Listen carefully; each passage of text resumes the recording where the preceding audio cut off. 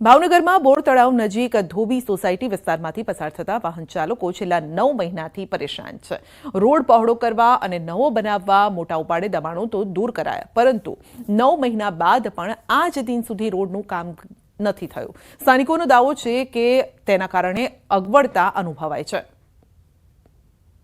રોડનું ડિમોલેશન આમ માનીએ તો 1 વર્ષ દિવસ પહેલા ડિમોલેશન કરી નાખ્યું હતું અને આપને એવું લાગતું હતું કે તાત્કાલિક યુદ્ધના ધોરણે આ રોડની કામકાજ પૂરું થઈ જશે, પણ કોઈ સંજોગ એવા આવ્યા કે રોડનું કામ થયું નહીં। ખાડા ખોદીને વ્યા જતા હતા।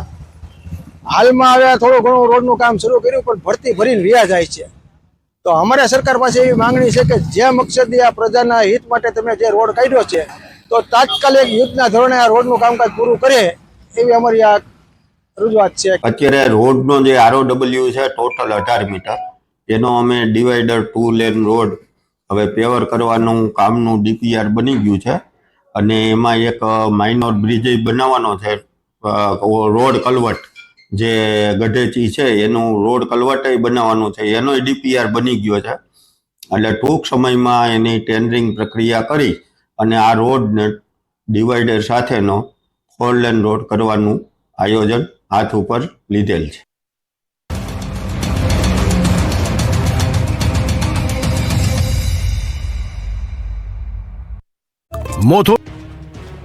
વલસાડ જિલ્લાની પારડી નગરપાલિકાનું ઊંઘતું તંત્ર હવે હરકતમાં આવ્યું અને શહેરમાં રખડતા પશુઓને ઝડપી લેવા પ્રયાસો હાથ ધર્યા। પાલિકાના પશુ પકડવાના આ અભિયાન અંતર્ગત 8 પશુઓને ઝડપી તેમને ઉમરસાડી ગૌશાળામાં રખાયા છે। શહેરની બજારોમાં અને જાહેર રસ્તા પર રખડતા પશુઓ અડીંગો જમાવે છે। બજારમાં અને રસ્તામાં રખડતા પશુઓ રાહદારીઓ અને વાહન ચાલકો પર હુમલાના બનાવો પણ બને છે। સાથે જ આ પશુઓને કારણે અકસ્માતો પણ સર્જાય છે। આથી રખડતા પશુઓની સમસ્યાથી છુટકારો અપાવવા માટે અનેકવાર સ્થાનિકોએ પાલિકાને રજૂઆત કરી। જો કે પારડી નગરપાલિકામાં અત્યારે વહીવટદારનું શાસન ચાલતું હોવાથી છેલ્લા કેટલાક સમયથી શહેરમાં રેઢિયાર વહીવટ ચાલતો હોય અને પારડી રણીધણી વગરનું હોય તેવી પરિસ્થિતિ હતી। 2 દિવસ અગાઉ જ પારડીના ભર બજારમાં એક રખડતા પશુએ રસ્તેથી પસાર થતા પિતા પુત્ર પર ગંભીર હુમલો કર્યો। જાહેર બજારમાં બનેલી આ ઘટનાને કારણે ચકચાર મચી ગઈ। રખડતા પશુના પિતા પુત્ર પર હુમલાના દ્રશ્યો પણ CCTVમાં કેદ થયા। આ ઘટના બાદ રખડતા પશુઓની સમસ્યાને લઈ લોકોમાં રોષ જોવા મળ્યો। પારડી નગરપાલિકાના રેઢિયાર વહીવટ સામે લોકો રોષ વ્યક્ત કરી રહ્યા હતા। આથી આખરે પારડી નગરપાલિકાનું તંત્ર ઊંઘતું જાગ્યું છે અને હવે શહેરમાં અડીંગો જમાવતા રખડતા પશુઓને ઝડપી લેવા પ્રયાસો હાથ ધર્યા। આ અભિયાન માત્ર દેખાડા પૂરતું ન રહે અને શહેરમાંથી રખડતા પશુઓની સમસ્યાનો કાયમી સમાધાન આવે તે જરૂરી છે। એક તરફ વાવ પેટા ચૂંટણીમાં કોંગ્રેસ મજબૂત હોવાનું પ્રદર્શન કરી રહી છે। એક જૂથ હોવાના નામે સંમેલન કર્યા, ત્યારે સુરેન્દ્રનગરથી કોંગ્રેસને ઝટકો લાગ્યો। લીંબડીમાં કોંગ્રેસ તૂટી। સુરેન્દ્રનગરના લીંબડી તાલુકાના અલગ અલગ વિસ્તારના 150 જેટલા કોંગ્રેસના આગેવાનો ભાજપમાં જોડાયા। રાણાગઢ અને ફુલવાડી સહિતની ગ્રામ પંચાયતના 150 જેટલા આગેવાનો ભાજપમાં જોડાયા। ગ્રામ પંચાયતના કોંગ્રેસના હોદ્દેદારો, કાર્યકરો, આગેવાનોએ કેસરીઓ ધારણ કર્યો। કચ્છના સાંસદ વિનોદ ચાવડા, જિલ્લા ભાજપ પ્રમુખ હિતેન્દ્રસિંહ ચૌહાણ, ધારાસભ્ય PK પરમાર સહિતના હોદ્દેદારો આ પ્રસંગે ઉપસ્થિત રહ્યા। ભક્તિ, ભજન અને ભોજનનો ત્રિવેણી સંગમ ગણાતી ગિરનારની લીલી પરિક્રમા શરૂ થઈ ચૂકી છે। મોટી સંખ્યામાં શ્રદ્ધાળુઓ લીલી પરિક્રમા કરવા માટે જૂનાગઢ પહોંચી ગયા છે। પરિક્રમામાં હૈયે હૈયું દળાય તેવા અદ્ભુત દ્રશ્યો સામે આવ્યા। મોટી સંખ્યામાં શ્રદ્ધાળુઓએ પરિક્રમા કરી। ખાસ કરીને યુવાનોમાં પણ આ પરિક્રમાને લઈને અનેરો ઉત્સાહ છે। પરિક્રમાર્થીઓ હાથમાં લાકડી લઈને તો કેટલીક મહિલાઓ માથે સામાન રાખીને પરિક્રમા કરતી નજરે પડે છે। ગિરનારની પરિક્રમાના આખા રૂટ પર માનવ મહેરામણ ઉમટી પડ્યું છે। આ વર્ષે સારા વરસાદના પગલે ઝરણામાં ભરપૂર પાણીની આવક છે। આથી ઠેર ઠેર પરિક્રમાર્થીઓને પાણીમાંથી પસાર થવાનો લાહવો પણ મળે છે। જય ગિરનારી, હર હર મહાદેવના નાદ સાથે લાખો ભક્તોએ પ્રકૃતિના ખોળે અડીંગો જમાવ્યો। તો સાધુ સંતો પણ પરિક્રમા પથ પર દોહા છંદ લલકારી ભક્તિમય માહોલ સર્જતા જોવા મળ્યા। 36 કિલોમીટરની પરિક્રમામાં 10 લાખથી વધુ ભક્તો ઉમટી પડ્યા છે। અત્યાર સુધીમાં 7 લાખ લોકોએ પરિક્રમા પૂર્ણ પણ કરી લીધી છે। અનેક લોકોની પરિક્રમા પૂર્ણ થવાના આરે પણ છે। પરિક્રમામાં અનેક શ્રદ્ધાળુઓ જંગલમાં વિસામો ખાતા નજરે પડ્યા। કેટલાક શ્રદ્ધાળુઓએ જંગલમાં જાતે જ રસોઈ બનાવી। અન્ય ક્ષેત્ર પણ સતત ધમધમી રહ્યા છે। યાત્રાળુઓને કોઈ પ્રકારની તકલીફ ન પડે તે માટે તંત્ર સહિત અનેક સેવાભાવી સંસ્થાઓએ પણ ખાસ વ્યવસ્થા કરી છે। અનેક લોકોએ પરિક્રમા કરી ધન્યતા અનુભવી। ભક્તોને કોઈ અગવડ ન પડે તે માટે પોલીસ તંત્ર પણ સતત ખડે પગે છે. આ દરમિયાન પોલીસની માનવતા જોવા મળી. પોલીસ પેટ્રોલિંગ કરતા પીએસઆઈ પ્રતીક મશરૂ બાળકની મદદે આવ્યા. પરિક્રમા કરતા 4 વર્ષના બાળકને વીંછી કરડ્યો હતો, જેથી પીએસઆઈ પ્રતીક મશરૂ તાત્કાલિક બાળકને દવાખાને લઈ ગયા અને તેની સારવાર કરાવી.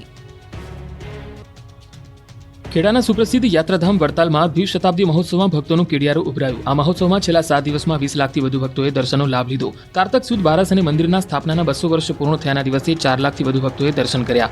ત્યારે વડતાલ ધામમાં મંદિર મહોત્સવ સ્થળ અને ભવ્ય ટેન્ટ સિટીના આકાશી દ્રશ્યો જોવા મળ્યા. મંદિર દ્વારા બહારથી આવતા ભક્તોને રહેવા માટે ટેન્ટ સિટીમાં 1000થી વધુ અલગ અલગ ટેન્ટ બનાવવામાં આવ્યા. મહોત્સવમાં ટેન્ટ સિટી, ધર્મશાળા અને આસપાસના વિસ્તારોમાં આવેલી હોટલો હાઉસફુલ થઈ ગઈ. વડતાલ ધામના દ્વિશતાબ્દી મહોત્સવમાં ભાગ લેવા માટે પ્રથમ દિવસે 3200થી વધુ એનઆરઆઈ આવી પહોંચ્યા છે, જેના કારણે 3000 ટેન્ટ હાઉસફુલ થઈ ગયા છે. જેના કારણે હવે દૂરથી આવી રહેલા હરિભક્તો ગ્રુપમાં વડતાલ અને તેની નજીક આવેલા જોડ ગામમાં ઘર ભાડે રાખી રહ્યા છે. હાલ વડતાલમાં ઘરનું 9 દિવસ માટેનું ભાડું 15 થી 35,000 રૂપિયા સુધી પહોંચી ગયું છે. બીજી તરફ શાકોત્સવની ઉજવણી થઈ. 4 લાખથી વધુ ભક્તોની ઉપસ્થિતિમાં ભવ્ય શાકોત્સવની ઉજવણી કરાઈ. 15000 કિલો બાજરીનો લોટ, 8000 કિલો રીંગણનો શાકોત્સવમાં ઉપયોગ કરવામાં આવ્યો.